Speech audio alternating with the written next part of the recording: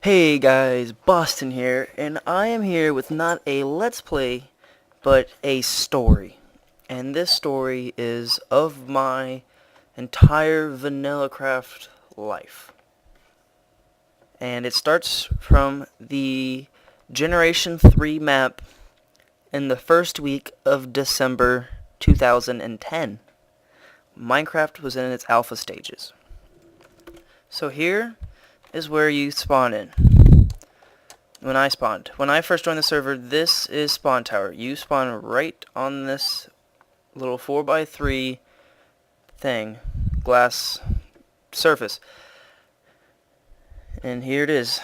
There was the server rules, all of this. Beds weren't a thing back then. So that wasn't there at the time. And when I first joined, TNT was banned, but so was obsidian, and so was fire, and these sorts of things. And when you reached the bottom, you walked out into the wondrous world that was VanillaCraft. When I had first joined the server, I started with a diamond in my inventory. But Trade Chalice had thrown it on the ground for me. And at this time in Alpha, there was no fortune picks and all that jazz. So getting this was a pretty big deal. To me, at least. And he, or actually as a she, Betrayed Chalice was a girl. She asked me to come join her clan. And I just got a free diamond from her, so I saw no reason to deny this request. So we took this epic walk, and I saw all of the main wonders of VanillaCraft at the time. And right now, you are experiencing basically that same walk in flight mode. And when we first walked, this whole situation here was just one of the... These are double half slabs. It was just one half slab and none of this stadium being built. Later in time on VanillaCraft, me and a few other guys actually came back, laid down the rest of the half slabs, and a guy named Super Ian started building that stadium. But anyways, we came over here, and we entered Old Bear Clan. And I thought, wow, this is where I want to live. But no, this is Old Bear Clan, and I was being recruited to New Bear Clan. And then from Old Bear Clan, there was a railway to here, and New Bear Clan. And I took the ladder up, and I witnessed what would become my first establishment on VanillaCraft. So Betrayed Chalice walks me in, and we stop. This would be my first home on VanillaCraft. Now, I had an incident where all of my stuff got stolen. And I went on a big rage and put my house on quote-unquote lockdown, but it was really just a iron door and this thing when you step in it. And, oh, if you're reading this and you failed at breaking in, haha. I don't know what I was trying to accomplish with any of that. But that's just a little bit of explanation on why my entrance looks so weird. And I have no idea what... I have so many bookshelves that look retarded in my house. I don't know. But anyways, this was my house. The retarded little tree thing at the top. When I first joined VanillaCraft, I started off with the house and everything, but my first actual thing I tried to do myself was build this mine. So I dug this mine, and it goes all the way down to bedrock, and I got the diamonds and stuff. But on the way, there was the house that you guys saw right yonder. And there was, I guess he had dug and some glass was in the way. And mods would get alerted when glass was broken. So I broke this guy's glass, and the mod Yamada got alerted. TPs to me, teleports to me. He gives me stern warning. What are you doing? Oh, just mining here. And that he then said, I'm going to ban you for this, basically. And I couldn't believe it. I was like, oh, I was just mining. This guy's glass is in the way. I can replace it or whatever. So I go and replace the glass, and Yamada's like, you know what? It was one piece of glass that's replaced. Whatever, let it go. I'm definitely keeping my eye on you, because Yamada was that kind of guy. And thank goodness he didn't ban me, because I love VanillaCraft, and I've played here for 2.5 years at least, and it's been a great experience. But then Bear Clan died, and I had to move. The reason Bear Clan died? The leaders of Bear Clan were duping items. This I did not know about, but it happened, and a lot of them left the server, got banned, whatever, and I have since then taken crap from various people, veterans at least, about being a duper. I did not partake in that, but you see where it comes from. Bear Clan had died, and it was time for me to move. So it was time for me to move, and at this time I did not really have a name for myself on VanillaCraft. So just searching out, I often came to this city called Reach, owned by Fluffy Toast. And I was offered to come live in Reach with Fluffy Toast and various members that live there. So we came. And this is Reach. And this is my first home in Reach. It was badly griefed. Right at the, I think I had just moved from Reach to the next town I will be showing you guys, and it had been griefed, and that was a tragedy. But it was right around this time that griefing and stealing was basically shut out from VanillaCraft with plugins and those sorts of things. So Reach had all these are houses all over the place.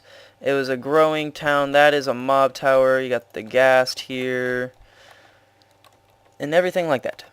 And when I lived in here, it seemed like I didn't do anything to everybody. It was just a bee house. You walked in, my bed was up here, but in reality I had a wool block that took me down here, and people, oh, okay, here's a little chest room. But I also had wood and a painting here, and here was where all the magic happened in this particular city. I didn't spend too much time in Reach because of my next opportunity on VanillaCraft, but one little funny thing, I had glass with lava over it, but someone obviously has broken the glass since then. But what am I trying to go here? I don't know. Oh yes, Fluffy Toast would often hire people to come be his slaves, and then at the conclusion of it, he had a little slave box, and it had a trap for them to get killed in. Now here where all the cobblestone would be, these were chest there, chest there, chest there, chest there, wait, yeah, chest here, there, right. And that went through all places, and here I had a little tree farm. Here was my cactus farm of 2 cactuses, then the ender portal. The ender portal, did I just say that? Oh my goodness, the nether portal, and a small little farm there. There was more to it, but it has since been blocked off, but you get the idea to all of this. With all that being said about Reach, and that was a great place, I liked it there a lot, but then Sandmaster had a great city called the Chamber of Sages, and he offered me a plot for 5 diamond blocks, which back then was a good amount of diamond blocks. And I took him up on his offer, and I moved to the Chamber of Sages. And this is my house on the Chamber of Sages. It was the forest temple, so it kind of has the foresty tree look. All of the wood that you see is actually trees that I've planted all over the place. So it's not actually a placed wood. It's just I planted a tree, used bone meal, and they grew, or I waited for them to grow. At the time, this was a very cool place to be. It was a well-known city, but there's only a certain amount of plots on the city, and when a plot opened, it was often jumped at by someone to move in. So we take a look inside of my major establishment on VanillaCraft, I would say. You just start off with a bunch of mushrooms, and it just goes up a few layers. Nothing special, but what's really special, well, not really special, but the meat of where I lived here was actually down below, straight down here, and this is where the action happened for me. Here I have my furnace room. Here was my infamous vault. Everyone knew my vault, and everybody... For some reason, people always told me how to like keep it safer and stuff. I always thought that was a little weird. And right before the map ended, this is what I placed because I was really mad about this map ending. And here is my obsidian farm. I would farm, I can't remember, 8 stacks of obsidian from this thing, and this is before efficiency picks, so it takes 15 seconds per obsidian block. So I sat there forever mining all of those stacks for Epsilon. And then I think right after I finished that, Yamada's like, "Oh, you're doing that?" And Yamada asked me to mine like 4 stacks for him. And that was, I got paid a lot, but I also wasted a lot of time. But I guess it is a game, and it technically is just a waste of time anyways. I think this is like my failed mushroom farm, and I just ended up like, it has no current use. And I mined all of this out. Oh, and then I changed my mushroom farm to this, and I could never figure out the circuitry to have it so I had a lever down here, and it went up there, so I had to go up here, hit each one of these levers, and it'd kill all of them, and I had to collect them, and I had to come back up here, hit all of the levers. What a hassle, I know. And then came the day when the owner, Sandmaster, quit the server. He was also a mod of the server at the time. He quit, and he handed over the ownership of Chamber of Sages to myself. And this is where I believe that I really made the big name for myself on VanillaCraft. People knew who I was, and it's just better things happened from there on out with me than previously. So every town, or every lot when the map closed was occupied except for that one. And I'm going to call him out. Rambo Man built this piece of garbage on that lot when he owned it. But now he's actually built some very impressive things, so I've always wondered why his lot back then was so bad. But it's whatever. I just called him out. No big deal. And if you don't know, Chamber of Sages is a reference to The Legend of Zelda. So, of course, in the middle of the town is this Triforce that consisted of far too many lava buckets and far too much glass. I remember Sandmaster, when he had owned the town, only built these bottom 3. The top one was not complete, and building the top one was a pain in the butt. So that's why he never did it. He handed over the town to me, and I took it upon myself to complete it. And I think that this really captures the essence of the town. I just really like the whole town, and I just really enjoyed my time in the Chamber of Sages. I enjoyed it so much, in fact, that I decided to start a new town called Hankala. And the idea behind it was to have everybody move in for free, basically, and become the most dominant group on VanillaCraft. It started off with digging this railway from the Chamber of Sages all the way over to the border of the map. This took forever, but people that helped enough ended up getting a free plot when Hankala was actually built. If you helped clear land at Hankala, you got a free plot. You lived in Chamber of Sages, you got a free plot. If you didn't want to do any work, it was like a diamond block. Basically, you got in for free, and it grew nicely. And then you reached the end of the railway, which brought you to Hankala. Hankala was a town that I set up here near the border of the map. And as you can see, the border of the map is right there at the chasm where it was, and it was actually extended past the chasm, and there's only a few spots that you could get across it. I had a walkway. I don't believe I ever made it across at this particular point. But anyways, it was a quick growing town, a 300 by 300 area I had claimed, and this was all that was built in it within the map's time. I thought it was for the small amount of time that it was here, I considered it pretty successful. Over here was the farms. Over here was a mob grinder beneath the house. Over there was a chicken farm. And then my giant smooth stone tower that the only reason I built it was because it was a circle, to be honest. And that was Hankala, and this town is where my time on this map would come to a close because the new map came up, and that is the version 4 map, which I will be taking you guys to right now. And here we are on the V4 map. It was a brand new map with brand new ideas of the server becoming faction based. PvP, blue faction over there, red faction over there, barbarian zones on either sides on the outskirts.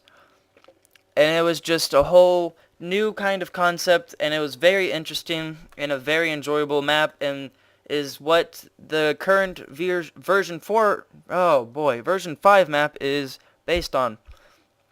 The new idea of shrines being added that you could warp between them was very, very cool and an easy way to travel across the map and explore more of the map itself. I chose Red Faction myself, and I will continue the story over yonder. So when this map first came out, I was kind of against it, to be honest. And I was trying to make my way over to where I was going to live, and just little things like this. I would hop up, and I'd end up dying from starvation, or I'd fall to my death, and I just was getting really pissy about things like that. So I ended up just pretty much raging in chat, and the moderator at the time, Mad Dog, just had a few simple words with me, and pretty much kind of just made sure I had my head straight. And I eventually just came to terms with the fact that this was a new map, and I needed to accept it and have myself established in the starter zone before I came over and made myself in the red zone. So my idea for this map was to live all on my lonesome in the ocean. And I found an island no bigger than the one in front of you here. Maybe cut off this bit, it was just this size. And that turned into this. I expanded it from right about, everything in grass was part of the original island, and everything in smoothstone I expanded using the lava on water technique. I ended up building a giant birch tree, a statue of myself, a pixel art of Scott Pilgrim, a giant water pyramid, and a snow tower that I never did get around to finishing. A part of my biggest projects on this server was building this tree, but also having dug every bit of land underneath the tree. And then I filled it into multiple rooms that had all of their separate purposes. My birch tree farm to actually have built the birch tree, and of course, my mushroom. Yeah, buddy. Here was my slime farm. Never did get around to finishing, but this would have been a chunk. This was a chunk, and I was planning on expanding it all the way up and having a massive amount of slime balls, but I never did get around to doing that either. So one of my earlier memories on this map is of Ryan being AFK before the AFK kick was implemented. He was AFK in the zombie spawner that I would show you, but I cannot because it's blocked off and the server will not let me break blocks in the museum maps. But anyways, Ryan was AFK in that particular zombie spawner, so there was some 500 zombies that had been spawned because he was AFK for many hours. And I came down here to come farm zombies myself, and I saw he was there, but he appeared to be AFK, which he was, and I just punched one zombie once. Just one click like that, and the entire server lagged very badly, and all of the zombies in front of me had glitched out. Over 500 zombies were just gone like that. All XP, all that time he had been AFK, it was all wasted. And I don't think he got on while I was still on, so I don't know if I ever told him that story. So if you're watching that, that's what happened. So my main PvP experience on this particular map happened here at R7K, the Realm of Seven Kingdoms. And the reason this is my main PvP experience was because I would come here on a daily basis and kill everybody that was logged in at the time. This is basically on the exact opposite side of the map, and I would run with a speed potion all the way here, kill some people for the day, and go back. I did this every day basically with two guys, one being Huskers and one being Quick Slash, and I have a screenshot of us basically.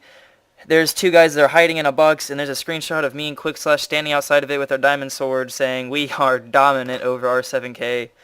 It was surprisingly a lot more entertaining than I had ever anticipated it to be, and it's really got me hooked onto staying on this map with the PvP, and I thank R7K for that bit, and also because there's a lot of good looking buildings here. Everything in the game is legit, so this is pretty amazing. Coming here every day, enjoying the view while slaughtering some people. So where I ended up spending the final bit of my days was here at what was going to be a party for VanillaCraft, which unfortunately never did happen because the new map came out. But it was going to go on by GBA Man. This is where items would drop down into the players who would be down here celebrating.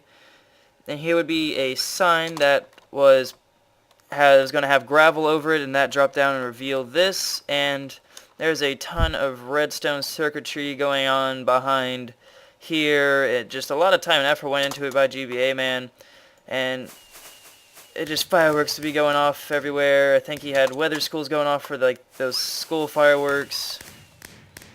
It would have been a really cool thing, and I still think it would have been awesome if we had it or have a recreation of it, but I don't think that'll ever happen. But that's about, I just hung around here and waited for the party to happen for a good while. And now we are here on the version 5 map. The map the server is currently on, and where the series of Let's Play VanillaCraft is taking place. This is where I started. The map was a long process of building, and I think that it looks really cool. The spawn area does. Fail and jumping up on this block here. Just all the shrine system's really cool, and the donor house is really cool. Yeah, cool stuff. And that brings me to where I am at in the version 5 map, and that is working on Concordus. Here is the very early stages of the corner in Concordus. You can see the roads, my plot being there, the nether portal, or where my horse would be if someone didn't kill it, and my mining shaft house thing. Basically, there's a lot of work to do, but I have some good people helping me, and it is Minecraft, so I gotta mine out all of this hill and then craft stuff up. Hopefully this video was enjoyable. It's something a little bit different and kind of gives some more background information on myself and on the server. If you're watching this and you're not already a part of VanillaCraft and you want to join us, the IP to the server will be in the description below. Thanks for watching to everybody. Boston signing out.